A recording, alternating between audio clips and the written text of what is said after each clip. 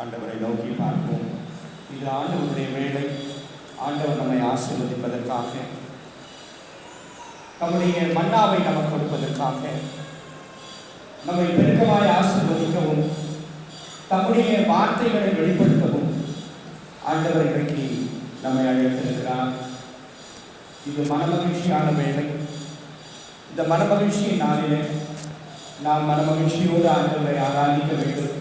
முழு மனதோடு, முழு பலத்தோடு, முழு ஆத்மாவோடு நாம் ஆண்டவரை அண்டி சேரும் பொழுது தேவ நிச்சயமாக நம்மை ஆசீர்வதிக்க அவர் வல்லவராக இருக்கிறார். இயேசுவின் நாமம் இனிதான நாமம், இணையில்லா நாமம், இன்ப நாமம். எங்கள் இயேசுவின் நாமம் இனிதான நாமம், இணையில்லா நாமம், இன்ப நாமம். பாவத்தை போக்கும், பயமதை நீக்கும், பரம சந்தோஷம் பர்த்தர் கிடைக்கும்.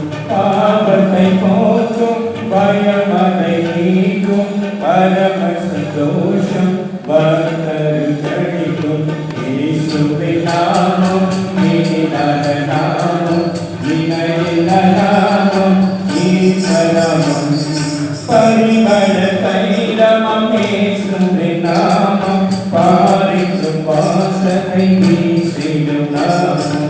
பரிமள தைலமம் இயேசுவின் நாமம், பாரிக்கும் வாசனை வீசிடும் நாமம். இயேசுவின் நாமம் இனிதான நாமம், இணையில்லா நாமம், இன்ப நாமம். வானிலும் பூவிலும் மேலான நாமம், வானதி வானவர் இயேசுவின் நாமம். வானிலும் பூவிலும் மேலான நாமம், வானதி வானவர் இயேசுவின் நாமம். இயேசுவின் நாமம் இனிதான நாமம், இணையில்லா நாமம், இன்ப நாமம். மீண்டும் மீண்டும் மீண்டும் மாறிட நாமம், நம்மிடமை என்றும் கைவிட நாமம். மீண்டும் மீண்டும் மீண்டும் மாறிட நாமம், நம்மிடமை என்றும் கைவிட நாமம். இயேசுவின் நாமம் இனிதான நாமம், இணையில்லா நாமம், இன்ப நாமம். முழங்காயாவும் முழங்கிடும் நாமம், ஊற்றிலுக்காக ஜெபிப்பவர் நாமம். முழங்காயாவும் முழங்கிடும் நாமம், ஊற்றிலுக்காக ஜெபிப்பவர் நாமம். இயேசுவின் நாமம் இனிதான நாமம், இணையில்லா நாமம், இன்ப நாமம். சாத்தானின் சேனையை ஜெயிக்கின்ற நாமம், சாபத்தின் சாத்தை வென்றிடும் நாமம். சாத்தானின் சேனையை ஜெயிக்கின்ற நாமம், சாபத்தின் சாத்தை வென்றிடும் நாமம். இயேசுவின் நாமம் இனிதான நாமம், இணையில்லா நாமம், இன்ப நாமம்.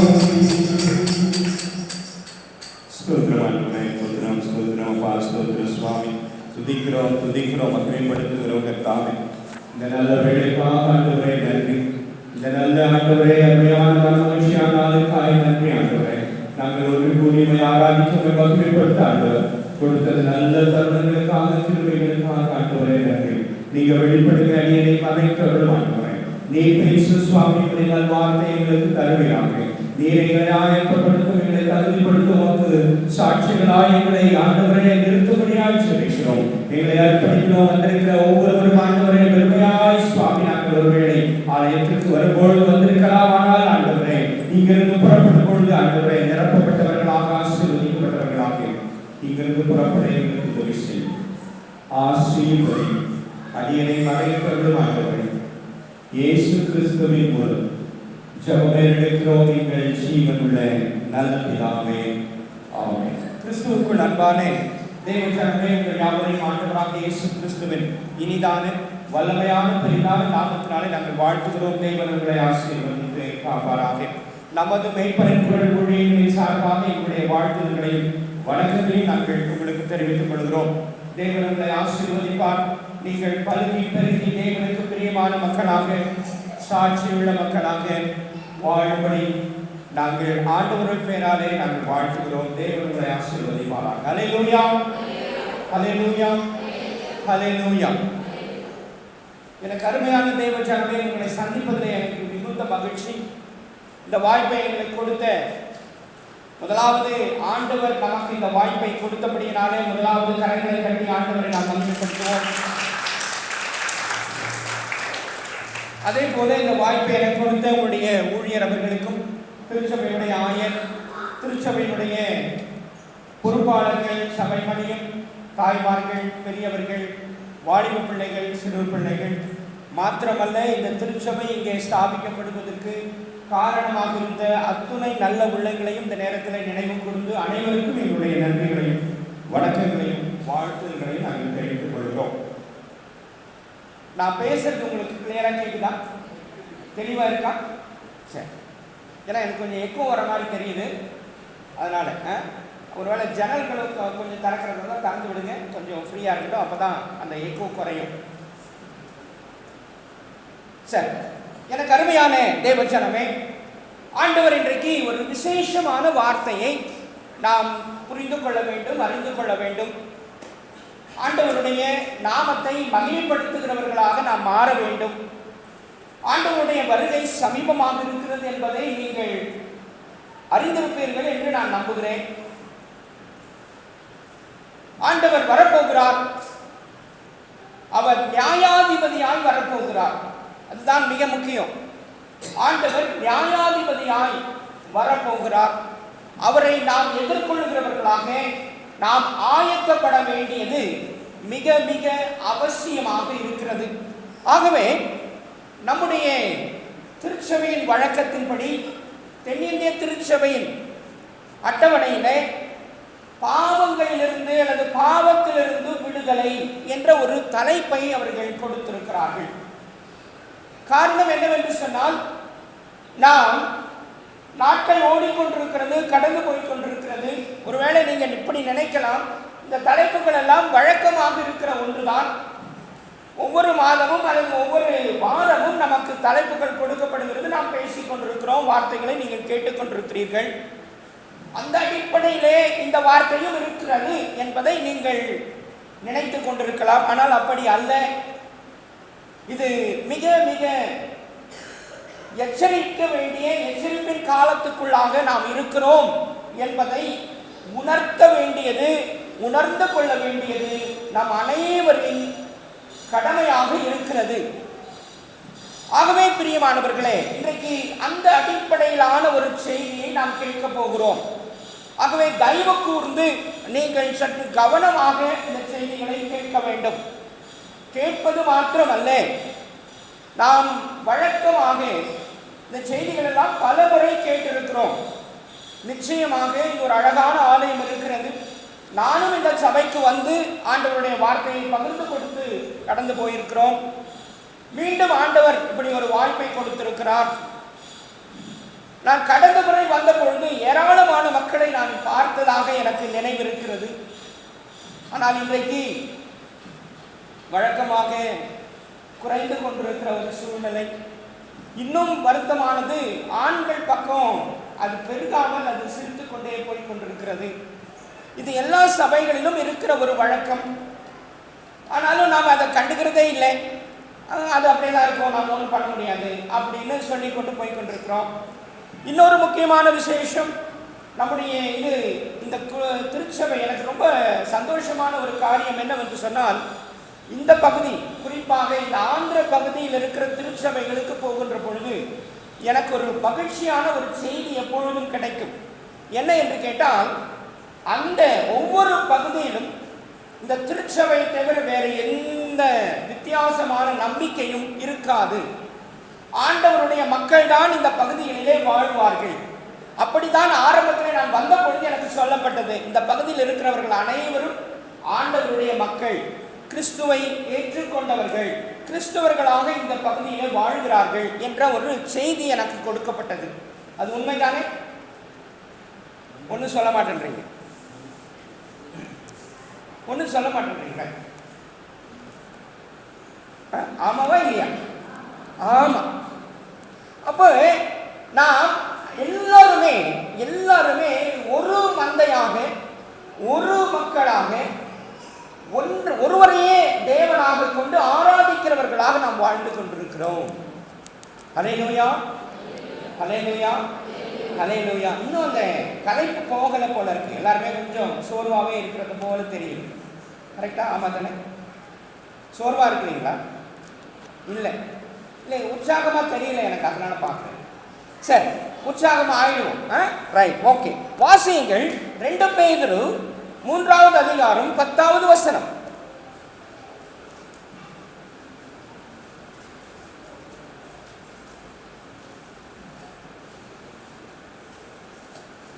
வாசிங்க. கர்த்தருடைய நாள் இரவிலே திருடன் வருகிற விதமாய் வரும்.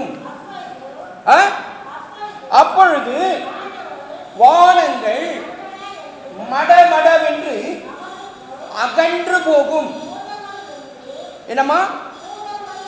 பூதங்கள் வந்து உருகி போய் பூமியும் அதில் உள்ள கிரியைகளும் எரிந்து அழிந்து போகும்.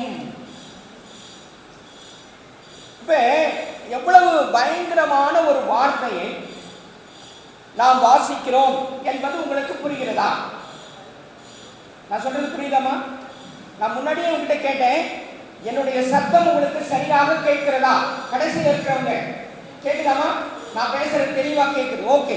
எனக்கு தயவு செய்து, நான் சபைக்கு போனா முக்கியமா 2 காரியத்தை நான் சபை மக்களுக்கு வலியுறுத்துவது என்னுடைய வழக்கம். அதாவது, ஆண்டவர் உடன்படிக்கையின் தேவன், ஆகவே நாங்களும் உடன்படிக்கையை உறுதிப்படுத்துகிறவர்களாக இருப்போம். எப்படி உடன்படிக்கை என்று கேட்டால் 2 காரியங்களை உங்களிடத்தில் நான் சொல்லுவேன். அது என்ன காரியம் என்று கேட்பீர்களானால், ஒன்று, தயவு செய்து நேரத்தை பார்க்காதீங்க. 1, கரெக்டா? கஷ்டமான விஷயம், அப்படிதானே? ஒன்றும் சொல்லவே மாட்டேங்கிறீங்க. Right, very good. ரெண்டாவது நான் கேள்வி, அதாவது செய்தி வந்து நானாக பேசிட்டு போயிட மாட்டேன். நான் சொல்லிட்டே போவேன், நீங்க கேட்டாலும் சரி கேட்க மாட்டீங்க அப்படின்னு இருக்க மாட்டேன். நான் செய்தி ஊடாக கேள்விகள் கேட்பேன். கேள்விகளுக்கு நீங்கள் பதில் சொல்ல வேண்டும். கரெக்டா? உண்மையா? ரைட். ஆனா பொதுவா யாரும் பதில் சொல்ல மாட்டாங்க. உண்மைதான். இப்ப நீங்களும் அதே மாதிரி தான் இருக்கிறீங்க, சொல்ல மாட்டீங்க. ஏன் சொல்ல மாட்டீங்கன்னு சொல்லுங்க பார்க்கலாம். அதாவது பொதுவா எந்த கடினமான கேள்வியெல்லாம் கேட்க மாட்டோம். கடினமான கேள்வி நிச்சயமா கேட்க மாட்டோம். ரொம்ப லகுவான கேள்வி நிச்சயமா அதற்கு உங்களுக்கு பதில் தெரியும். எனக்கு நான் நிச்சயமா சாட்சி சொல்ல முடியும். கண்டிப்பாக அதனுடைய பதிலை நீங்கள் சொல்லக்கூடியவர்கள் உங்களுக்கு தெரியும். ஆனாலும் சொல்ல மாட்டாங்க. ஏன் சொல்ல மாட்டாங்க சொல்லுங்க பார்க்கலாம். என்னம்மா? தப்பாயிடுமோ? கரெக்டா? பத்தியா? அப்ப தப்பாயிடுமோ அப்படிங்கிறதுனால தான் நம்ம பேச மாட்டோம். கரெக்டா? உண்மைதானே? Very good. அதுக்கு தான் நான் உடன்படிக்கைன்னு சொன்னேன். உடன்படிக்கை என்பது ஒருத்தர் சொல்றது செய்யறது இல்லை, 2 பேரும் இணைந்து செய்வது தான் உடன்படிக்கை. அப்ப நான் உடன்படிக்கை என்று சொன்னதுடைய அர்த்தம் என்னன்னா, நான் என்ன சொல்றேன், நீங்க சொல்றது எதையும் நான் என்ன பண்ண மாட்டேன், தப்புன்னே சொல்ல மாட்டேன். புரியுதா? ஒண்ணுமே அதுக்கு ஒரு ரியாக்ஷன் இல்லைன்னா எப்படி? இப்ப நீங்க புரிஞ்சது நீங்க வெளிப்படுத்தினாதான் எனக்கு புரிஞ்சுது அப்படின்னு தெரியும். கரெக்டா? இப்ப சகோதரர் வந்து தெலுங்குல தான் பைபிள் படிச்சார். கரெக்டா? அவருக்கு தமிழ் புரியுமா? புரியும். ஓகே. எனக்கு அதான் ஒரு சந்தேகம் இருந்துச்சு. Right, very good. நல்லா கேளுங்க. நீங்க சொல்ற பதில வந்து நான் என்ன சொல்ல மாட்டேன், தப்புனே சொல்ல மாட்டேன். அப்ப பதில் பேசலாமா பேசக்கூடாதா? பேசலாம். ஏன்னா நான் முன்பே உங்கள்கிட்ட சொன்னேன், கேள்வி கேட்டா நீங்க பதில் சொல்ல மாட்டீங்க. ஏன் சொல்ல மாட்டீங்க? தவறாயிடுமோ அப்படின்னு. இப்ப நான் என்ன சொல்றேன், நீங்க சொல்றத நான் தவறுனே சொல்ல மாட்டேன்னு சொல்லிட்டேன். அப்புறம் நீங்க தவறுக்கு பயப்பட வேண்டியதே இல்லை. இப்ப தப்பாயிடுமோன்ற அச்சம் உங்களுக்கு இருக்க வேண்டியது இல்லை. ரைட்? ஹல்லேலூயா, ஹல்லேலூயா, ஹல்லேலூயா. பத்தியா? இப்பதான் கொஞ்சம் கை தூக்குறாங்க. ரைட், இப்பதான் கொஞ்சம் புரிஞ்சது போல இருக்கு. Very good, right, very good, right. சரி, இந்த பக்கம் கொஞ்சம் பேசுறவங்க பேசக்கூடாது, இந்த பக்கம் வந்து உட்காந்துருங்க. இந்த நீ தான் இங்க வந்து உட்காந்தா நல்லா இருக்கும். நீ தான் ஃப்ரெண்ட்ல, நீ தான் வா இந்த பக்கம், இந்த பக்கம் கொஞ்சம் என்ன உங்களை பார்க்க முடிய மாட்டேங்குது, நீங்க தெரிய மாட்டேங்கிறீங்க. இந்த பக்கம் இல்ல, ஐயோ மறைஞ்சு உட்காந்து இன்னும் பார்த்துக்க மாட்டீங்க. இந்த பக்கம் இந்த பக்கம் இந்த பக்கம் இந்த பக்கம் இந்த பக்கம் இப்படி பத்தியா நல்லா தெரியல. வெரி குட், அதுக்காக தான். ஓகே, சரி, வெரி குட், ஃபைன் ஃபைன். நல்ல கவனிங்க. இன்னைக்கு நாம் ஒரு வசனத்தை வாசித்தோம். நாம் இப்பொழுது ஒரு வசனத்தை வாசித்தோம். அந்த வசனத்தினுடைய அடிப்படை உனக்கு சொல்ல முடியுமா யாராவது? நாம் ஒரு வசனத்தை வாசித்தோம். என்ன வசனம் வாசித்தோம்? நாம் ஒரு வசனத்தை வாசித்தோம். 2 பேதுரு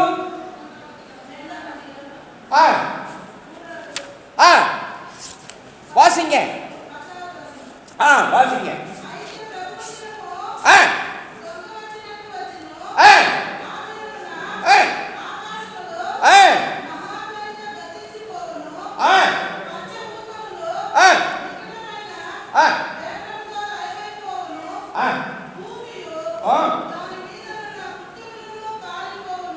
காலி போகணும் அப்படின்னா என்ன அர்த்தம்? எரிந்து போகும். கரெக்டா? இது பயங்கரமான வார்த்தையா? இல்ல ஒண்ணும் இல்ல, பயங்கரமே இல்லையா? ரொம்ப பயங்கரமான வார்த்தை தானே. ரைட். இப்ப சமீபத்துல இந்த நிகழ்ச்சி ஒன்று நடந்தது, உங்களுக்கு நினைவு இருக்குமா? சமீபத்துல ஒரு நிகழ்ச்சி ஒன்று நடந்தது, கேள்விப்பட்டீங்களா? என்ன கேள்விப்பட்டீங்க? ஹெலிகாப்டர் ஒன்று எரிந்து முழுவதுமாக எரிந்து அழிந்து போனது. அதுல பயணம் செய்த 14 பேர், 16 பேர்ல 13 பேர் இறந்து விட்டதாக அறிவிக்கப்பட்டு அவர்கள் அடக்கமும் செய்யப்பட்டு விட்டார்கள். ஒருவர் 80% தீ காயங்களோடு இன்றைக்கு மருத்துவமனையில் இருக்கிறார்கள். மிகவும் கவலைக்கிடமாக இருக்கிறார். நாம் அவருக்காக ஜெபிக்க வேண்டும். ஆண்டவர் அவர்களுக்கு உதவி செய்ய வேண்டும், அவர்களை ஆற்ற வேண்டும், அவருடைய குடும்பங்களை ஆற்ற வேண்டும். அது மாத்திரமல்ல, இறந்து போனவர்கள் இராணுவத்தினர், முக்கியமாக இந்த மரணத்திலே அழிந்தவர்கள் எல்லாம் இராணுவத்தினர் நம்முடைய பாதுகாப்புக்காக அவர்கள் தங்களை அர்ப்பணித்துக் கொண்டவர்கள். அவர்களுக்காக நாம் ஜெபிக்க வேண்டும், அவருடைய குடும்பங்களுக்காக நாம் ஜெபிக்க வேண்டும், அவர்களுக்கு பாதுகாப்பை ஆண்டவர் கொடுக்க வேண்டும் என்று ஜெபிக்க வேண்டிய கடமை நம் அனைவருக்கும் உண்டு என்பதை இந்த நேரத்தில் உங்களுக்கு நான் நினைப்பூட்ட விரும்புகிறேன். மாத்திரமல்ல, இதில் ஒரு உண்மை ஒளிந்திருக்கிறதை நீங்கள் புரிந்து கொள்ள வேண்டும். அதற்காக தான் இந்த செய்தியோடு அதை இணைத்து உங்களுக்கு சொல்ல வேண்டும், வெளிப்படுத்த வேண்டும் என்று விரும்புகிறேன். இது ஆண்டவர் வெளிப்படுத்தின ஒரு காரியம். நாம் வாசிக்க கேட்ட 2 பேதுரு 3வது அதிகாரம் 10வது வசனம் ஒரு பயங்கரத்தை வெளிப்படுத்துகிறது. அந்த பயங்கரத்தை நாம் பார்த்ததில்லை, அறிந்ததில்லை. ஆனால் அதற்கு முத்தாய்ப்பாக ஒரு உண்மையை இன்றைக்கு கண்கூடாக நாம் பார்த்து உலகமே மிகப்பெரிய வருத்தத்திலும் வேதனையிலும் இன்றைக்கு உலகமே இந்த பேராபத்தினால ஏற்பட்ட அழிவை நினைத்து வருந்தி கொண்டிருக்கிறது. காரணம் என்ன என்று கேட்டால், முதற் காரணம் அவர்கள் அனைவரும் இராணுவத்தினர். 2வது மிக முக்கியமான காரணம், அதிலே பயணம் செய்த 2 பேர், ஒருவர் முப்படைகளின் தலைவர், அதாவது தரைப்படை, வான்படை, கப்பற்படை என்று 3 படைகள் நம்முடைய தேசத்தில் உண்டு. அந்த 3 படைகளுக்கும் தலைமை பொறுப்பிலே அதிகாரியாக, தலைவராக இருக்கிறவர் தான் பிபின் லக்ஷ்மண் சிங் ராவத் என்று சொல்லப்படுகிற அந்த அதிகாரி. மாத்திரமல்ல, அவருடைய மனைவியும் அவரோடு கூட பயணம் செய்து அவரும் மரித்து போனார்கள். இதுதான் மிகப்பெரிய வலியையும் வேதனையும் மக்களுக்கு கொடுத்து கொண்டிருக்கிறது. நான் சொல்றது உங்களுக்கு புரியுதா? ரைட். கொஞ்சம் கவனமா இருக்கணும், பேசக்கூடாது. பக்கத்துல பேசாம கொஞ்சம் கவனமா கேட்டீங்கன்னா இதனுடைய உண்மைகளை நாம் புரிந்து கொள்ள முடியும். சரி, இப்ப அவ்வளவு பெரிய உயர் பதவியில் இருக்கிறவர் மரித்து போனார் எப்படி மரித்து போனார் என்றால், தீயினாலே கருகி அவர்கள் முழு உடல்களும் கருகி மரித்து போன ஒரு அவலம் இன்றைக்கு தேசத்தில் நடந்திருக்கிறது. சரி, இப்ப இன்னொரு முக்கியமான விசேஷத்தை நீங்கள் புரிந்து கொள்ள வேண்டும். இந்த விபத்து எப்படி நடந்தது என்பது நமக்கு யாருக்கும் தெரியாது. அதற்கான விசாரணை நடந்து கொண்டிருக்கிறது. ஆனால் ஒன்று நமக்கு நன்றாக தெரியும், அவர்கள் பயணித்த அந்த விமானத்தினுடைய விலை என்ன தெரியுமா? அவர்கள் பயணித்த விமானத்தினுடைய விலை, அதாவது ஹெலிகாப்டருடைய விலை என்ன தெரியுமா? கேள்விப்படலை. 145 கோடி ரூபாய். அதுல இருக்கிற விசேஷம் ரொம்ப விசேஷம். அது விபத்து ஆகாது. விபத்து ஆனாலும் அதுல பயணிக்கிறவர்களுக்கு எதுவும் ஆகாது. அதுல இருக்கிற அந்த பெட்ரோல் டேங்க் என்று சொல்லப்படுகிற அந்த ஃப்ளூயல், எரிபொருள் சுமந்து செல்லுகிற இல்லையா, எரிபொருள் தானே விமானத்தை ஓட்டுது. அந்த எரிபொருள் 2 டேங்க் இருக்கும். அந்த 2 டேங்க்கும் வெடிக்கவே வெடிக்காது, வெடித்தாலும் எரியாது. இப்படி ஏராளமான ஃபெசிலிட்டி, உலகத்திலேயே மிக சிறந்த விமானங்களில் இதுதான் முதன்மையானது. MI-17V5 என்று சொல்லப்படுகிற அந்த ஹெலிகாப்டரில் தான் அவர் பயணம் செய்தார். அது ரஷ்யாவிலே தயாரிக்கப்பட்டது, மிக விலை உயர்ந்தது, சகல சகல அனுகூலங்களும் உள்ளடக்கியது. மாத்திரமல்ல, அது எந்த கால நிலையிலும், கரெக்டா, எந்த கால நிலையிலும் இரவிலே கொஞ்சம் கூட இருளோன்னு இருக்கு பாரு, இருளா இருக்குல்ல, ஒண்ணுமே தெரியாது, அந்த காலத்திலும் பயணிக்க கூடியது. தெளிவாக என்ன முன்னாடி இருக்கிறது என்பது எல்லாம் தெரியும். ஏன்னா அது ரேடார் சிஸ்டத்தோடு கனெக்ட் பண்ணப்பட்டிருக்கிறது. அதுல ஏராளமான ஃபெசிலிட்டிஸ் உண்டு.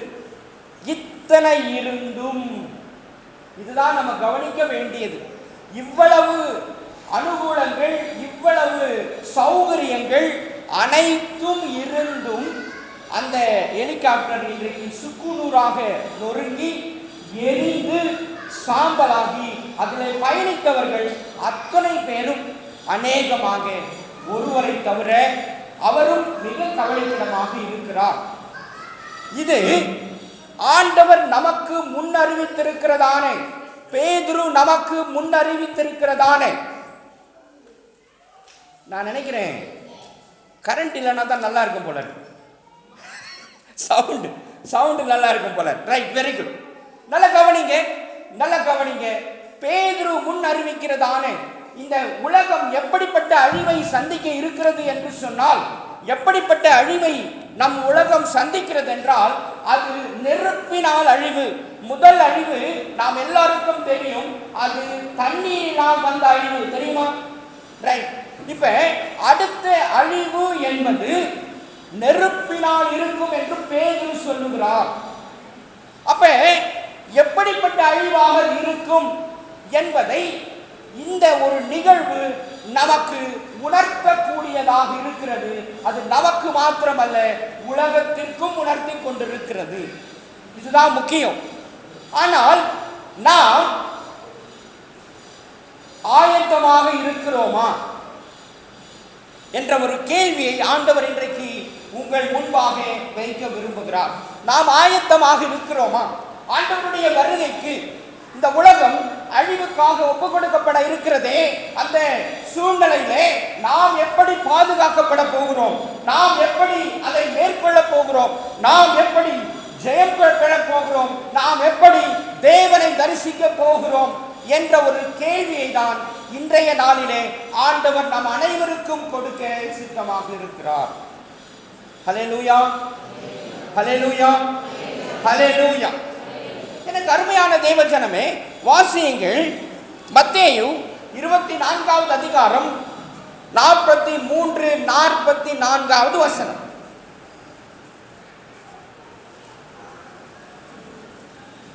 இருபத்தி 44, 43, 44.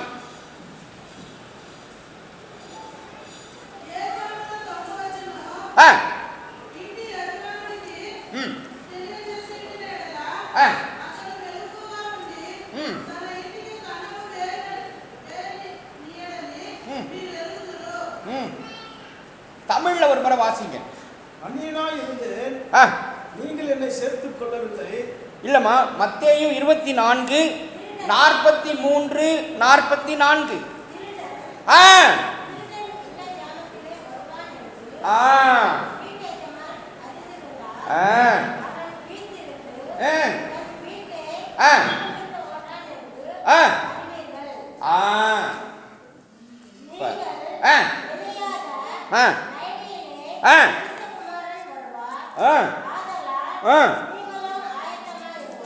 ஆமா.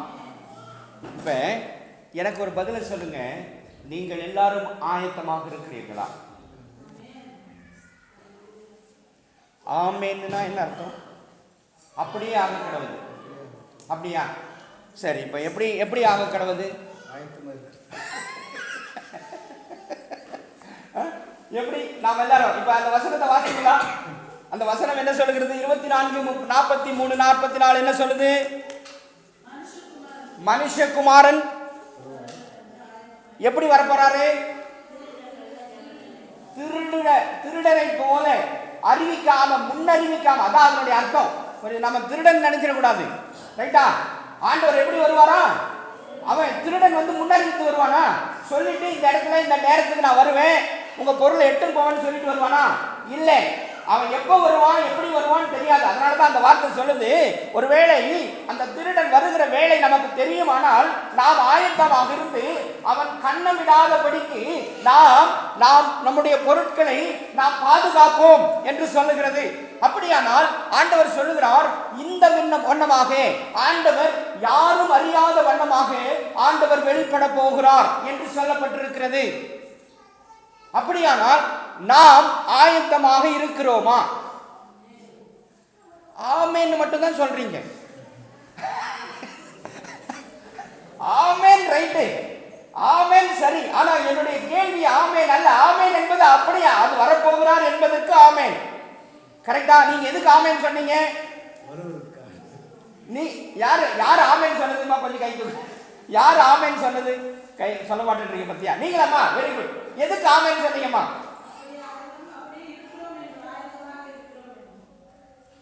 இருக்கிறோம் என்று சொல்லுகிறீர்களா? சரி, ஓகே. உங்க கேள்விக்கே வர. இப்ப நீங்க தான் பதில் சொல்லணும். நீங்க தான் பதில் சொல்லணும். இப்ப அம்மா சொல்றாங்க ஆயத்தமா இருக்கிறோம். கரெக்டா? அம்மா சொல்றாங்க ஆயத்தமா இருக்கிறோம். இவ எப்படி ஆயத்தமா இருக்கிறீங்கம்மா? எப்படி? அதுதான் முக்கியம். இல்ல, ஆயத்தமா இருக்கிறோம் ரைட்டு. எப்படி ஆயத்தமா இருக்கிறோம்னு சொல்லணும் இல்லையா? என்னம்மா?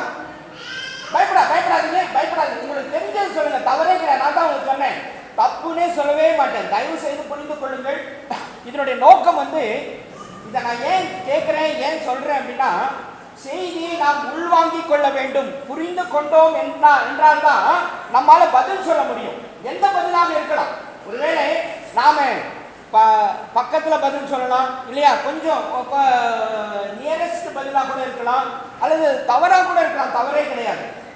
எல்லாருக்கும் எல்லாமே தெரியும்னு நாம சொல்லவே முடியாது. நாம் அனுதினமும் கற்றுக்கொள்கிறோம். அனுதின ரட்சிப்பு என்பதுதான் ஆண்டவர் நமக்கு கொடுத்திருக்கிற அடிப்படை. நாம் ரட்சிப்புக்குள் நடத்தப்பட்டு கொண்டே இருக்க வேண்டும். நான் நேற்று ரட்சிக்கப்பட்டேன், இன்று தேவையில்லை என்று அல்ல. நேற்றும் ரட்சிக்கப்பட்டேன், இன்றும் நான் ரட்சிக்கப்படுகிறேன், நாளையும் நான் ரட்சிக்கப்படுவேன் என்பதுதான் வசனம் நமக்கு கொடுக்கிற உண்மை. ஆகவே எல்லாமே எல்லாருக்கும் தெரியவே வாய்ப்பில்லை. சரிங்களா? அதனால எதுக்கும் நீங்க கவலைப்படக்கூடாது, தைரியமாக பதில் சொல்ல வேண்டும். அதற்காக தான் நான் உங்களுக்கு சொன்னேன், நீங்க சொல்ற எந்த விஷயத்தையும் தவறு என்று நான் நிச்சயமாக சொல்லவே மாட்டேன். சொல்லுங்கம்மா. எப்படி ஆயத்தம்? சரி, வேற யார் சொல்லுங்க? இங்க நீங்க சொல்லுங்க, எப்படி ஆயத்தம்? அம்மா சொல்றாங்க நாமெல்லாம் ஆயத்தமாக இருக்கிறோம் என்று சொல்லுகிறார்கள். இங்கே ஒருவர் சொல்லுங்க, எப்படி நாம் ஆயத்தமாக இருக்கிறோம்? அனுதினமும் வேதத்தை வாசிக்க வேண்டும்.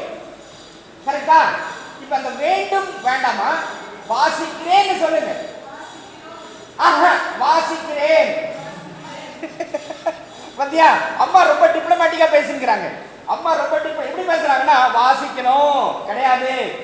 நான் இப்ப உங்ககிட்ட பேசிக் கொண்டிருக்கிறேன், இப்ப உங்ககிட்ட தனிப்பட்ட முறையில பேசிக் கொண்டிருக்கிறேன். அப்படியானால் நீங்கள் எப்படி பதில் சொல்ல வேண்டுமானால் நீங்கள் செய்வதை தான் சொல்ல வேண்டும்.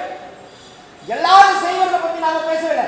நான் தான் ரட்சிப்புக்கு நடத்தப்பட வேண்டும், நான் ரட்சிக்கப்பட வேண்டும், நான் மனமாற வேண்டும், நான் எழுப்புதல் அடைய வேண்டும், எனக்குள் ஆண்டவர் பிரவேசிக்க வேண்டும், என்னுடைய உள்ளத்தில் ஆண்டவர் வர வேண்டுமானால் நான் மாற வேண்டும், பரிசுத்தப்பட வேண்டும், நான் பரிசுத்தமாக வேண்டும். அப்பொழுதுதான் ஆண்டவர் எனக்குள் வருவார். இது ஆலயம், இது பொதுவானது அல்ல. நம்முடைய ஆலயம் நம்முடையது. இந்த ஆலயத்திற்குள் ஆண்டவர் வர வேண்டும் என்று தான் ஆண்டவர் விரும்புகிறார். இந்த ஆலயத்தில் அல்ல.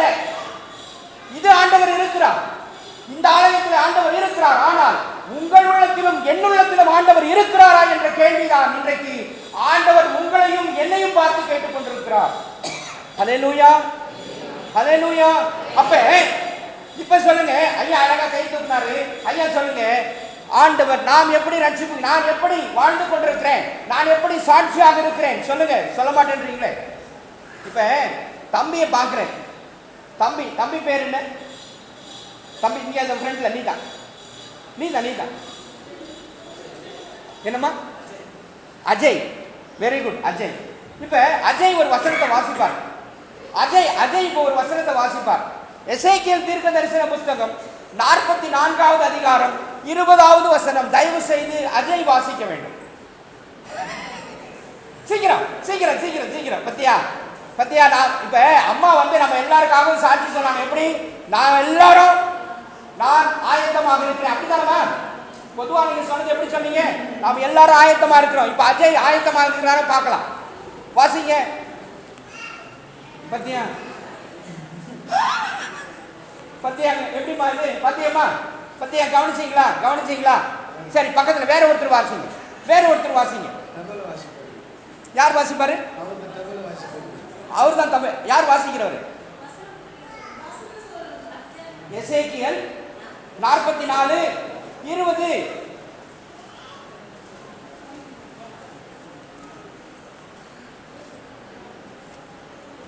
வாசிங்கம்மா.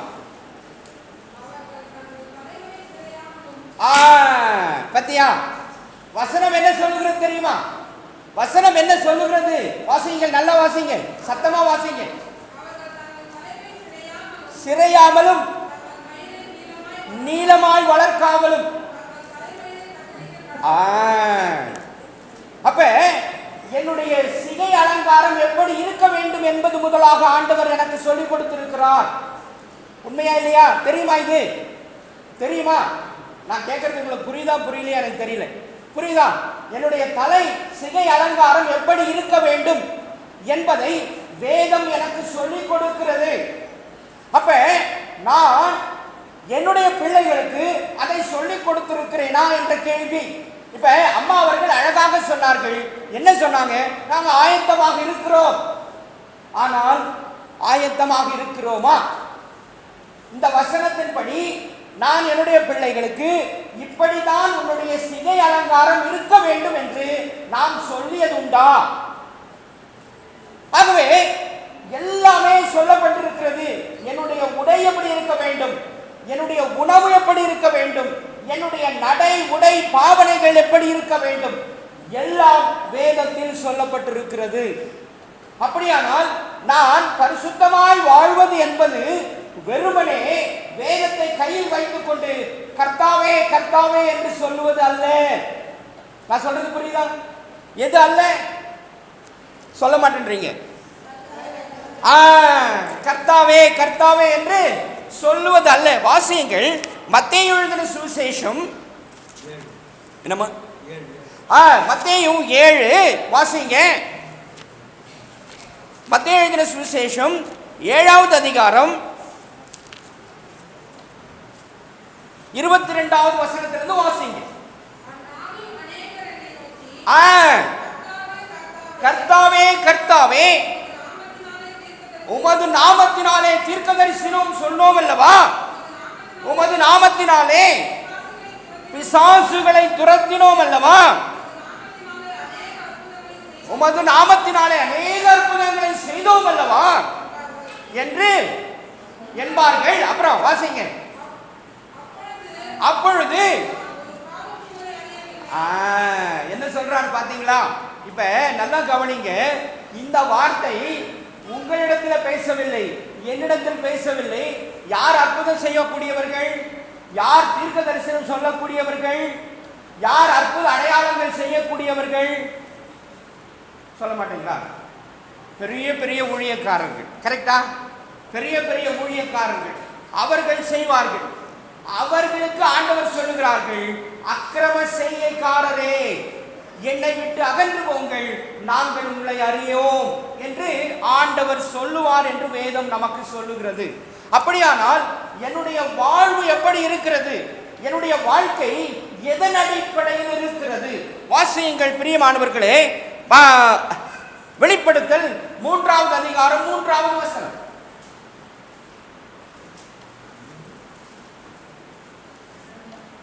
வெளிப்படுத்தல் 3:3.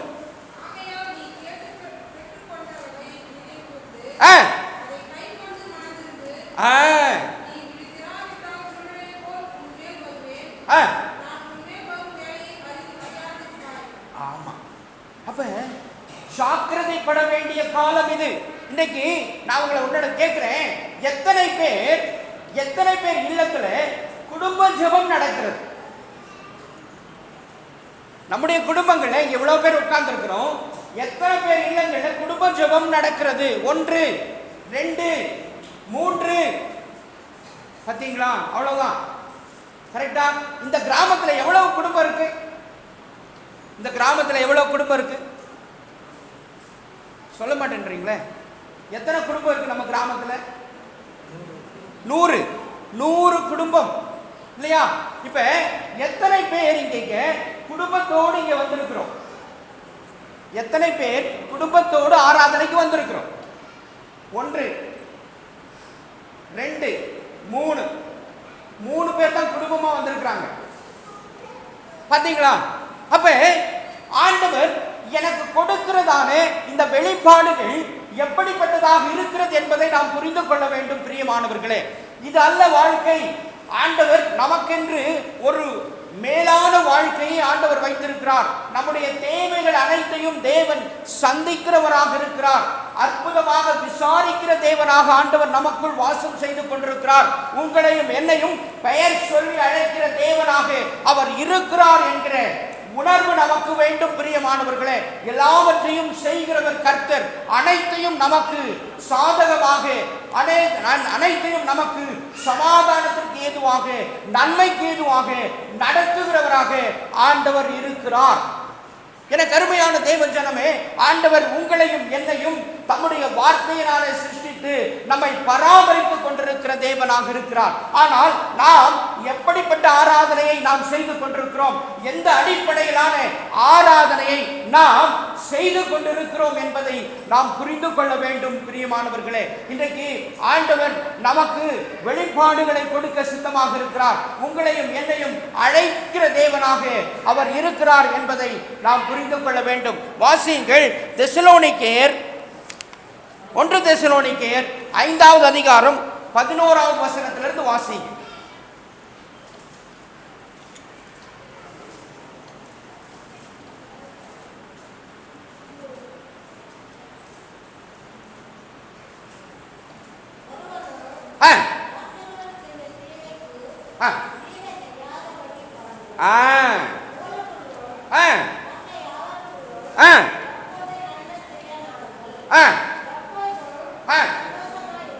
எப்பொழுதும் என்னவா இருக்கணும்?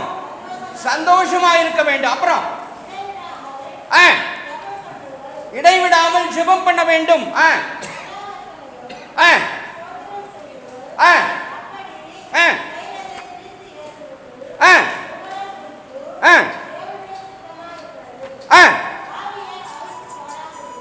ஆவியை என்ன பண்ணணும்?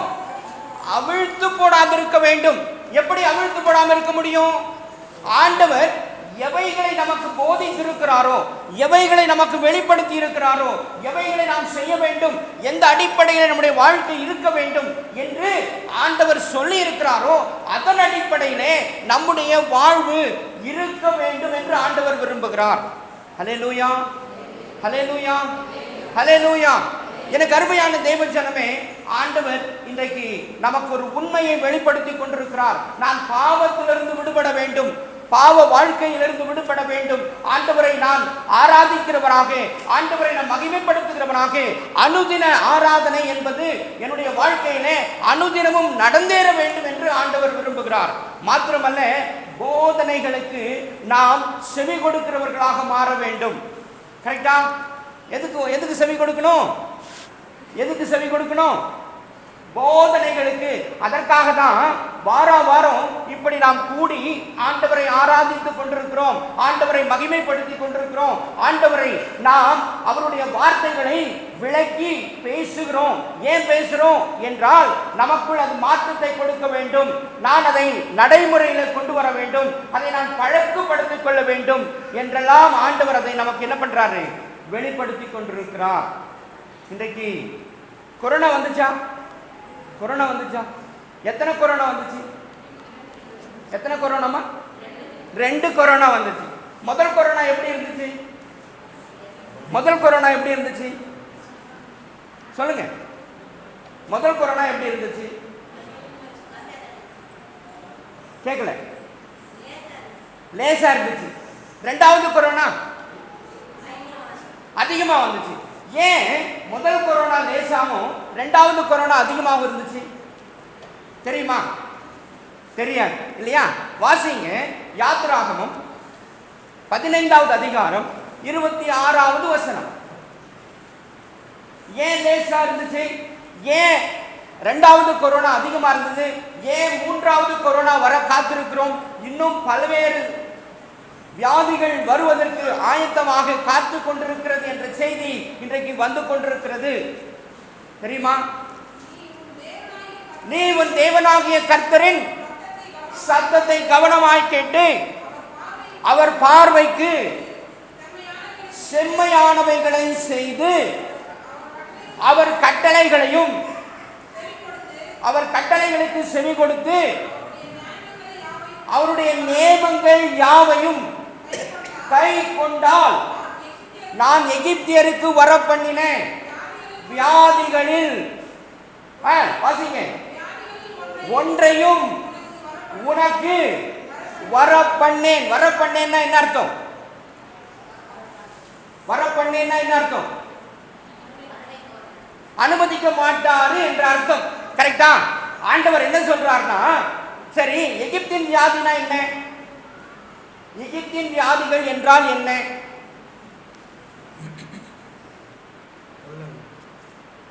கொள்ளை நோய். எகிப்தின் வியாதினா என்ன? வெறும் கொள்ளை நோய் தானா? பத்தியா? அதுவே தெரியல. பத்தியா? எகிப்தின் வியாதி என்பது 10 வாதைகள். பத்தியா மறந்துட்டு இருக்கிறீங்க. பத்தியா? அப்போ இப்படி நாம் வேதத்தை தியானிக்காம, ஆண்டவர் சொல்லுகிற வார்த்தைகளை புரிந்து கொள்ளாம நாம் வாழ்ந்து கொண்டால் அவர் அனுமதிக்கிற, அவர் சொல்லுகிற காரியங்களை நான் எப்படி புரிந்து கொள்வேன்? இப்ப ஆண்டவர் அனைத்தையும் எழுதி வைத்திருக்கிறார், வேதத்துல எல்லாவற்றையும் எழுதி வைத்திருக்கிறார். இன்னொரு விஷயம் சொல்லட்டுமா? இப்ப மழை பெஞ்சது இல்லையா? மழை எப்படி பெஞ்சிச்சு? மழை எப்படி பெஞ்சிச்சு? ஒண்ணுமே சொல்ல மாட்டேன்றீங்க. மழை பெஞ்சதா சொல்லுங்க. எப்படி பெஞ்சு? என்னம்மா கேட்கலமா? வந்தனே இருந்துச்சு. சரி, வந்தனே இருந்து என்ன பண்ணுச்சு?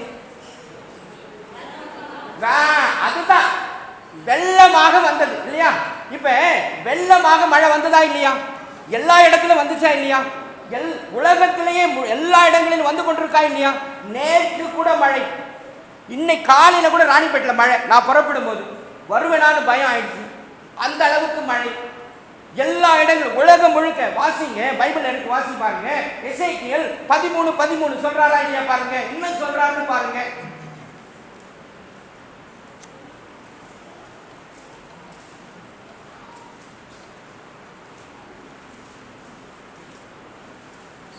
வாசிங்க. ஆகையால் என் உக்கிரத்திலே, என் கோபத்திலே என்று சொல்லுகிறார். வாசிங்க.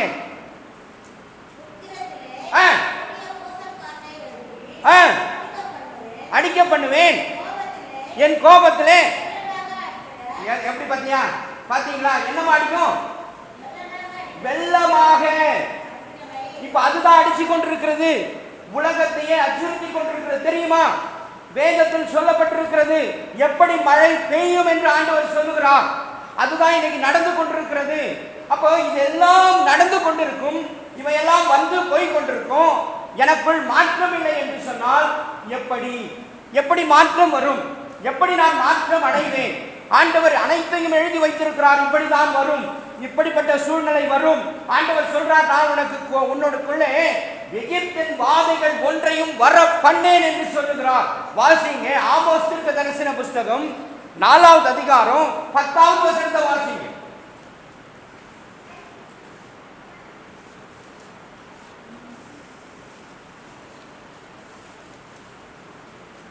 ஆமோஸ் 4:10.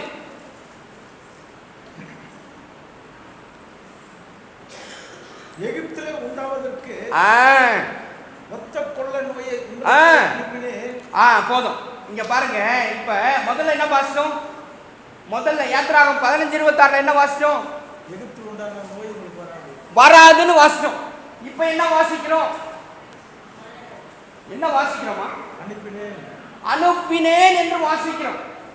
அப்ப ஆண்டவர் இன்னும் அதை கொஞ்சம் முழுசா வாசிங்க, அந்த முழு வசனத்தையும் வாசிங்க, அப்பதான் தெரியும். உங்கள் வாலிபரை பட்டணத்தினால் உங்கள் வாலிபரை பட்டயத்தால் கொன்றேன், உங்கள் குதிரைகளை அடித்து போட்டேன், உங்கள் பாளையங்களில் நாற்றத்தை ஏற பண்ணினேன், நாசிகளில் ஏற பண்ணினேன், ஆகிலும் நீங்கள் என்னிடத்தில் என்ன போனீங்க? திரும்பாமற் போனீர்கள் என்று ஆண்டவர் சொல்லுகிறார். அப்ப இதெல்லாம் எதுக்கு வருது தெரியுமா? இந்த மழையெல்லாம் எதற்கு வருது தெரியுமா? இந்த கொள்ளை நோய் எதற்கு வந்து கொண்டிருக்கிறது தெரியுமா? திரும்ப வந்து கொண்டிருக்கிறதே. அச்சம் தொடர்ந்து வந்து கொண்டே இருக்கிறதே. 6 மாசத்துக்கு ஒரு முறை பிரேக் விட்டு வருதே. ஏன் தெரியுமா? வசனம் ஆதாரமாக இருக்கிறது. அப்ப இந்த வசனங்கள் இவர்களை சொல்லிக் கொண்டிருக்கும் பொழுது இதை நான் கண்டுகொள்ளவே மாட்டேன். என்னுடைய வாழ்க்கை, என்னுடைய சித்தம், என்னுடைய விருப்பம், என்னுடைய எண்ணங்கள், இதன் அடிப்படையிலே என்னுடைய வாழ்வு இருக்குமானால் கடைசியில முடிவு எப்படியாக இருக்கும் தெரியுமா? 2 பேதுரு 3வது அதிகாரம் 10வது வசனத்தின் படிதான் இருக்கும். கரெக்டா? ஹல்லேலூயா, ஹல்லேலூயா, ஹல்லேலூயா. தயவு செய்து ஒப்பு கொடுங்கள், தயவு செய்து ஒப்பு கொடுங்க. நிறைய செய்திகளை உங்களுக்கு சொல்ல வேண்டும் என்று வாஞ்சித்து நாங்கள் வந்தோம். நிறைய காரியங்கள் ஆண்டவர் இந்த ரகசியங்களை எல்லாம் உங்களுக்கு சொல்ல வேண்டும் என்று ஆண்டவர் வாஞ்சித்து பல காரியங்களை கொடுத்திருக்கிறார். ஆனால் கேட்பதற்கு நீங்கள் ஆயத்தமாக இருக்கிறீர்களா என்ற கேள்விதான் இப்பொழுது உங்கள் முன்பாக நான் வைக்க விரும்புகிறேன். நீங்க இன்னும் கேட்க விரும்பினால் சொல்வதற்கு நாங்கள் தயாராக இருக்கிறோம். ஆனால் போதும் என்று நீங்கள் நினைக்கிறதுனால தயவு செஞ்சு ஒரு நிமிஷம் அப்படியே எழும்பி நிற்கலாம். தயவு செய்து ஒரு நிமிடம் அப்படியே எழும்பி நிற்கலாம். தலைகளை தாழ்த்துங்க, கண்களை மூடுங்க, ஒப்பு கொடுங்க. ஆண்டவர் வரப்போகிறார். மிக பயங்கரமான காலகட்டத்தில் நாம் இருக்கிறோம். மோசமான காலகட்டம். தொடர்ந்து போராட்டங்கள், தொடர்ந்து காரியங்களை ஆண்டவர் வெளிப்படுத்தி கொண்டே இருக்கிறார். அது கொள்ளை நோயாக இருக்கலாம், அது வெள்ளமாக அடிக்கிற மழையாக இருக்கலாம், அது பூசல் காற்றாக இருக்கலாம், கொடிய வியாதிகளாக இருக்கலாம், கொடிய பூச்சிகளினாலே வருகிற பிரச்சனைகளாக இருக்கலாம், பல்வேறு குடும்பங்களை அழிக்கிறதான ஆண்டவர் சொல்லுகிறார், நான் உங்கள் வாலிபரை பட்டயத்தினால் கொன்றேன். அவரே சொல்லுகிறார், நாசிகளிலே உங்கள் பாளையங்களில் நாற்றங்களை ஏற பண்ணினேன். இன்றைக்கு பொல்யூஷன் என்று எங்க பாரும் இருக்கிறது. எங்கு பார்த்தாலும் பொல்யூஷன். அததான் அவர் சொல்றார், உங்கள் பாளையங்களிலே நாற்றத்தை உங்கள் நாசிகளில் ஏற பண்ணினேன். இன்றைக்கு எங்கு பார்த்தாலும் பொல்யூஷன். சுத்தமான காற்று இல்லை, சுத்தமான காற்று கிடையாது. அந்த சுத்தமான காற்றை சுவாசிக்க வேண்டுமானால் பணம் கொடுக்க வேண்டும். இன்றைக்கு தண்ணீர் பணத்திற்கு வாங்கப்படுகிறது. ஆண்டவர் வேதத்தில் சொல்லி இருக்கிறார், பணத்திற்கு வாங்குவீர்கள் தண்ணீரை. இவை எல்லாம் சொல்லப்பட்டிருந்தும் அவைகளை நான் கண்டு கொள்ளாம, நான் இந்த காதல வாங்கி இந்த காதலை விட்டுவிட்டு என்னுடைய மனம் போன போக்கில் என்னுடைய வாழ்க்கை இருக்குமானால், என்னுடைய செயல்பாடு இருக்குமானால், மிக பயங்கரம், மிக ஆபத்து, மிகப்பெரிய ஆபத்துக்களை நாம் சடுதியாக சந்திக்க வேண்டி இருக்கும். மறந்து விடாதீர்கள் பிரியமானவர்களே, இன்றைக்கு குடும்பங்களில் இருக்கிற போராட்டங்கள் மிக பெரியதாக இருக்கிறது. பல்வேறு போராட்டங்கள். குடும்பத்திலே சமாதானம் இல்லை, குடும்பத்திலே மகிழ்ச்சி இல்லை, குடும்பத்திலே பிரச்சனைகள், பொருளாதார சீர்கேடு, பொருளாதார வீழ்ச்சிகள், சம்பளம் இல்லை, வேலை வாய்ப்பு இல்லை, குடும்பம் ஒன்றுபட்டு இல்லை, கணவன் மனைவி ஒன்றாக இல்லை, பிள்ளைகளுடைய பெற்றோருடைய பேச்சை கேட்பதில்லை. இப்படி ஏராளமான பிரச்சனைகளிலே குடும்பங்கள் தத்தளித்துக் கொண்டிருக்கிறது. மறந்து விடாதீர்கள், இது எல்லாம் எச்சரிப்பின் காரியங்கள். இவைகள் எல்லாம் ஆண்டவர் நமக்கு வெளிப்படுத்தி கொண்டே இருக்கிறார். மனம் மாறுவதற்காக, நாம் திரும்புவதற்காக, தேவரை நோக்கி பார்ப்பதற்காக இவைகள் எல்லாம் எச்சரிப்பாக நமக்கு வந்து கொண்டிருக்கிறது. ஆனால் இவைகளையும் நாம் கடந்து நாம் நம்முடைய மனம் போன பொருளை வாழ்ந்து கொண்டிருப்போமானால் நம்மை விடுவிக்க நிச்சயமாக ஆண்டவர் நமக்கு உதவி செய்ய மாட்டார் என்பதை உறுதியாக அறுதியிட்டு புரிந்து கொள்ளுங்கள் பிரியமானவர்களே. ஒப்பு கொடுங்க, தலைகளை தாழ்த்துங்க, ஆண்டவருடைய பாதத்தில் ஒப்பு கொடுங்க. குடும்ப ஜெபங்கள் அவசியம். தனி மனித தனி ஜெபம் குடும்பங்களிலே அவசியம். வேத வாசிப்பு, அனுதின வேத தியானம் மிக மிக அவசியம். ஆராதனை, ஆலய ஆராதனை என்பது மிக மிக அவசியம் என்பதை தயவு செய்து புரிந்து கொள்ளுங்கள். நம்முடைய வாலிப பிள்ளைகளுக்கு சொல்லுங்கள், இந்த இடங்கள் எல்லாம் காலியாக இருக்கிறது என்பதை உணர்த்துங்க. அதை நாம் உணர்த்தினால் மட்டுமே அவர்கள் குடும்பமாக நாம் ஆண்டவரின் ஆராதனையை அவரை ஆராதிக்க முடியும், ஆசீர்வாதங்களை நிறைவாய் பெற முடியும் என்பதை உணர்ந்து கொள்ளுங்கள். இப்படியே இதை விட்டு விடுவோமானால் மிகப்பெரிய ஆபத்தில் அது முடியும் என்பதில் சந்தேகம் இல்லை பிரியமானவர்களே. தலைகளை தாழ்த்துவோம், கண்களை மூடுவோம். அன்பு கூறுவேன், இன்னும் அதிகமாய் ஆராதிப்பேன், இன்னும் ஆர்வமாய். என்னோடு சேர்ந்து பாடுங்க. அன்பு கூறுவேன், இன்னும் அதிகமாய் ஆராதிப்பேன், இன்னும் ஆர்வமாய். உம்மை முழு உள்ளத்தோடு ஆராதிப்பேன், முழு பலத்தோடு அன்பு கூறுவேன். ஆராதனை ஆராதனை ஆராதனை ஆராதனை ஆராதனை ஆராதனை அல்லேலூயா. ஆராதனை ஆராதனை. எபினேசரே எபினேசரே, இதுவரையில் உதவினரே. எபினேசரே எபினேசரே, இதுவரையில் உதவினரே. இதுவரையில் உதவினரே. உம்மை முழு உள்ளத்தோடு ஆராதிப்பேன், முழு பலத்தோடு அன்பு கூறுவேன். ஆராதனை ஆராதனை ஆராதனை ஆராதனை.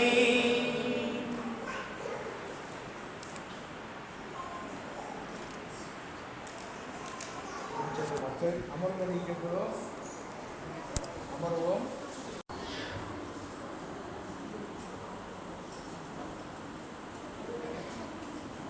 அன்பானவர்களே, நாளைய கர்த்தருடைய செய்தியை நமக்கு கொண்டு வந்து நடந்ததையும் நடக்க போகிறதையும் நல்ல தெளிவாக வேதத்திலிருந்து நமக்கு எடுத்து காட்டி, அன்பானவர்களே, சத்தியத்தை உறுதியாக இயேசுசாமி சொல்வது போல கண்டித்து உலகத்தில் சத்தியமாய் இருந்தது என்று சொல்லி அறிந்து சத்தியம் அன்பு ஊழியர் நமக்கு கொண்டு வந்தது மக்களுக்கு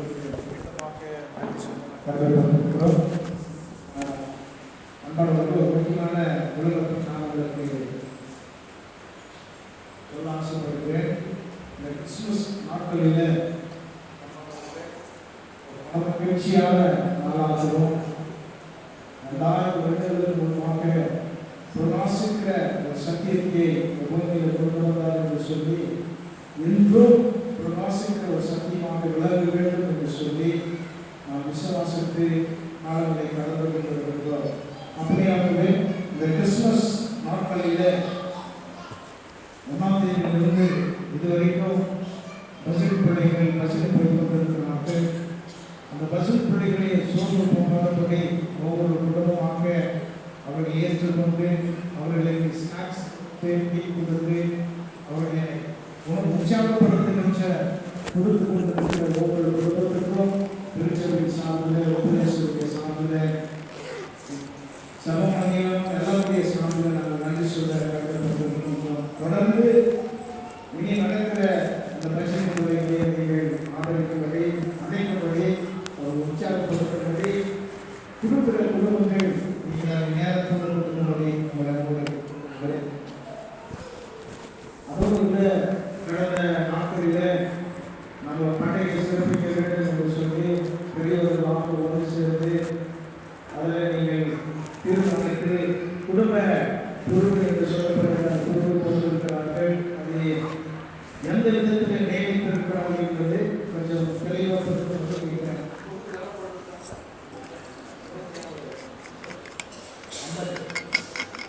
150 என்று சொல்லப்படுகிறது. அந்த 150 நீங்கள் தவறாமல் அந்த குழுவை ஏற்ற நேரத்தில் அதை கொடுத்து அந்த திருச்சபை அதாவது ஊக்குவிக்கும்படி சபையை ஊக்குவிக்கும்படி கேட்டுக்கொள்கிறேன். இன்னொன்று இந்த கிறிஸ்துமஸ் மாலை ஆளுநர் தீப ஆளுநர்கள் அன்பானவர்களே கேக்கு அதாவது வெட்டணும் கேக்கு நாம் பகிர்ந்து கொள்ள வேண்டும் என்பதை உங்களுக்கு நான் தெளிவுபடுத்துகிறேன். ஒருவேளை உங்களுக்குள்ளே ஒரு பொருட்களை ஒரு கொடுக்கிற அந்த வாஞ்சை இருக்குமானால் அதை நீங்கள் தெளிவுபடுத்தும்படி கேட்கிறேன். கிறிஸ்துமஸ் தீபமானதில் வருவர்களுக்கு எல்லாருக்கும் கேக்கு அதோட இந்த இடத்துல வெட்டணும் வரவர்களுக்கு வந்து அந்த ப்ரௌன் கலர் கேக்கு அது நாம் டிஸ்பாச் பண்ணணும். அந்த மாதிரி யாருக்குன்னா உங்களுக்கு இருக்குமானால் அதை நீங்கள் என்னிடத்தில் பெயர்களை கொடுக்கும்படி உங்களை அன்போடு வைத்துக் கொள்கின்றேன். இன்னொன்று என்ன சொன்னால் அம்மாவர்களே இந்த கிறிஸ்துமஸ் நாட்களில் மற்றவர்களை ஆதரிக்க வேண்டும். மற்றவர்களுக்கு அதாவது இயேசு கிறிஸ்து நமக்கு ஒரு பாதகமாக அதாவது வந்தார் அப்படின்ற ஒரு அடையாளத்தை நாம் பகிர்ந்து கொள்கிறோம். எப்படி என்று சொன்னால் மற்றவர்களுக்கு பகிர்ந்து கொடுக்கிறது. எதை கொடுப்போம் என்று சொன்னால் சிலருக்கு புடவைகள் கொடுப்போம், அதே ஒரு கிறிஸ்துமஸ். சிலருக்கு அன்பளிப்பாக ஒரு விலையை கொடுப்போம். அந்த குறிச்சீட்டின் அடிப்படையில் புடவைகளை கொடுப்பதை வழக்கம்.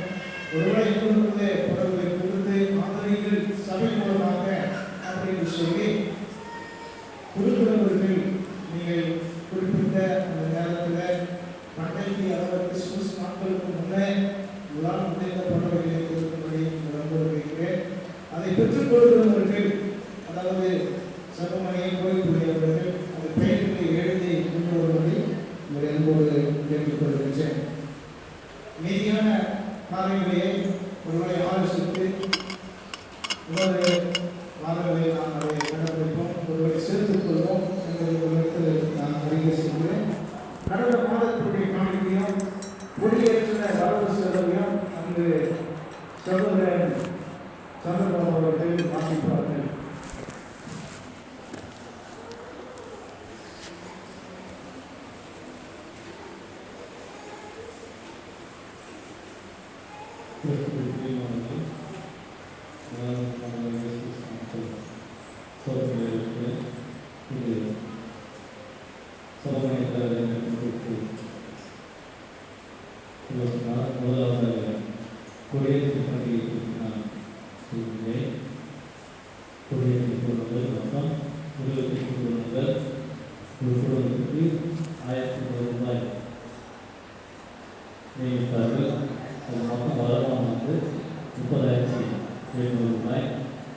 செலவு வந்து 33,191 ரூபாய் செலவு படிக்கின்றேன்.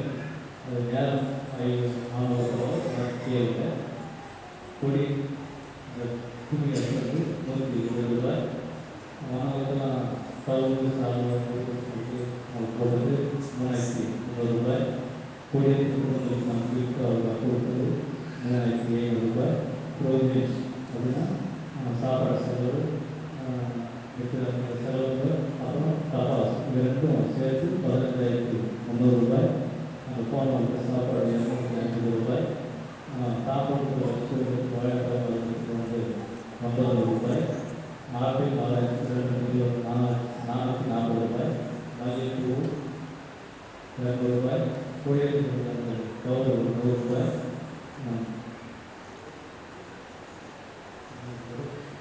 உருளைக்கிழங்கு முருங்கைக்காய், கொத்தமல்லி, தக்காளி இதெல்லாம் சேர்த்து ஒரு 400 ரூபாய். வெங்காயம் 100 ரூபாய். பூண்டு 100 ரூபாய். வெள்ளம் 300 ரூபாய். சிக்கன் மசாலா 15 ரூபாய். சிக்கன் மசாலா 15 ரூபாய்.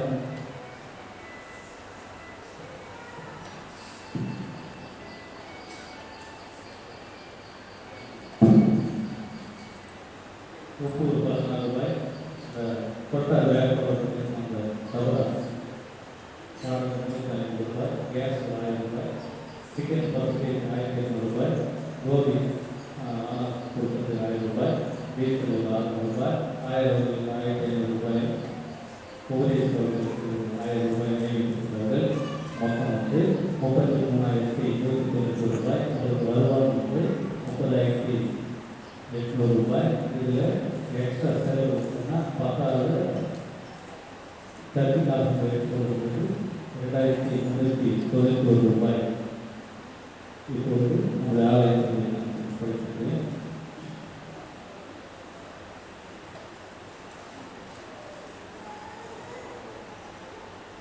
அக்டோபர் மாதம் படித்தது மீது வந்து 20,132 ரூபாய். அக்டோபர் மாதம் வருமானம் 5,867 ரூபாய். ரெண்டு சேர்த்துனா 25,999 ரூபாய். இதில் குடியேற்ற செலவு வந்து 2,390 ரூபாய். விருந்தாளி போட்டு அதுபோல் 23,608 ரூபாய். இந்த அக்டோபர் மாதம், இந்த நவம்பர் மாதம் இது செலவு கொடுக்குறேன். 1000 ரூபாய்க்கு சாவுக்கு போகிற டேக்ஸ் இருக்குது. அதில் கொடுத்து செலவு வந்து 1,500 ரூபாய். அப்புறம் காலேஜுக்கு எல்லா சபைக்கும் காசு கொடுத்தாங்க. நம்மளும் 1000 ரூபா சபை கொஞ்சம் கொடுத்துருவோம். மொத்தம் 3000 ரூபா. பாஸ் டேக்ஸ் கட்டுறது 3,500. சேர்த்து பண்ணுறது நம்ம சபை சார்பாக கட்டுறது 2000. இது மொத்தம் 5,500 ரூபாய். வேலூருக்கு மேலே சீரியல் காய் வாங்க பசங்க கொடுத்தது 1,300 ரூபாய். மொத்தம் அந்த சீரியல் போகிற பசங்களுக்கு 200 ரூபா கொடுத்தோம். மொத்தம் 1,500 ரூபாய். வயல் வாங்கி வந்து 2,000 ரூபாய். இந்த கோயில் பழுவதற்கு மாசூர் இந்த தொடர்பும் இந்த விநாயகர் 500 ரூபாய். ஆலயத்தை சுற்றிலும் கிளீன் செய்து ஒரு 500 ரூபாய். சட்டஸ்ரீ கிளீனுக்கு நவம்பர் மாதத்துக்கு அதாவது அதற்கு பிஸ்கெட் வாங்கி 450 ரூபாய். இந்த மைக்கு செலவு, இந்த மைக்கு அதுக்கெல்லாம் செலவு வந்து 230 ரூபாய். மொத்த செலவு வந்து 14,210 ரூபாய். இந்த 23,600 ரூபாயில் 14,600 ரூபாய் 9,398 ரூபாய் வந்து இதனோட கூட சேர்த்து பண்ணக்கூடிய வருமானம் வந்து வசதி செய்யவில்லை. குறைஞ்சபட்சமாக போயிருக்கு. அது வந்து 4,405 ரூபாய். மொத்தம் வந்து அப்புறம் மொத்தம் வந்து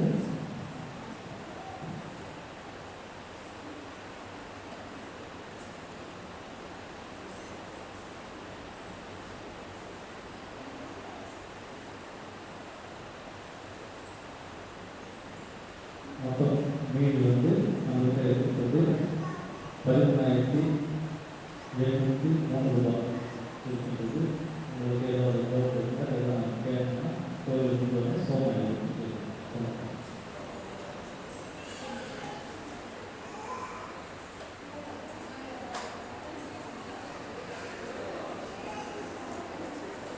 கத்திற்கு சொல்லி காணப்படுகிறார்.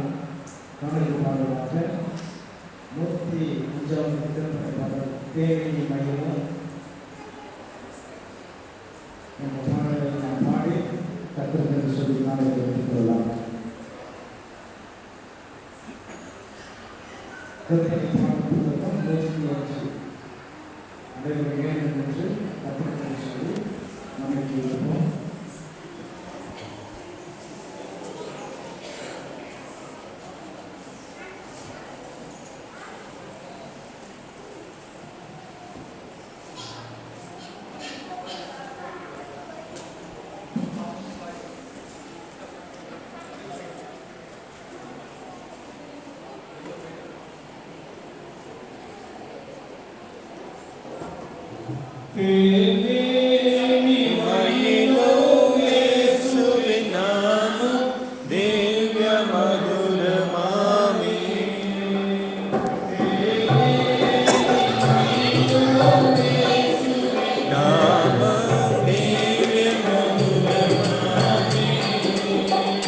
Amen.